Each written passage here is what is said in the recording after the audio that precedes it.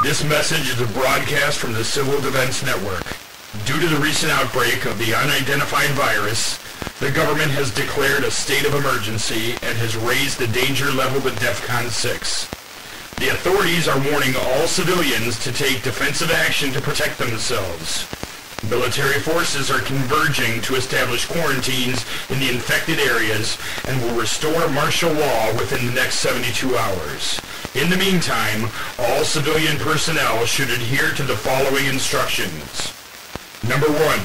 Avoid all contact with any person or animal that you believe to be infected. The virus is highly contagious and can be transferred through the bloodstream. There is a minimal gestation period before the virus will cause mental breakdown and violent behavior. Number 2. Stay inside your homes. Barricade your doors and windows and ration your food and water. If you have weapons, arm yourself and your family members. Number 3. If you are forced into a confrontation with one of the infected, shoot to kill. Aim for the head to separate the brain from the body. This is the only way to stop them. I repeat, the government has declared DEFCON 6. Military forces are establishing quarantines in the infected areas and will restore martial law within the next 72 hours. In the meantime, may God help us all.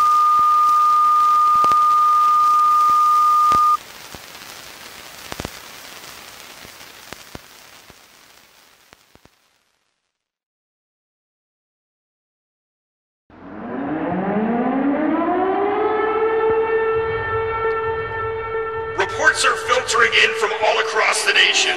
The dead are rising from their graves and seeking out the living with ravenous desire. These ghoulish creatures have infested the city in search of living human prey.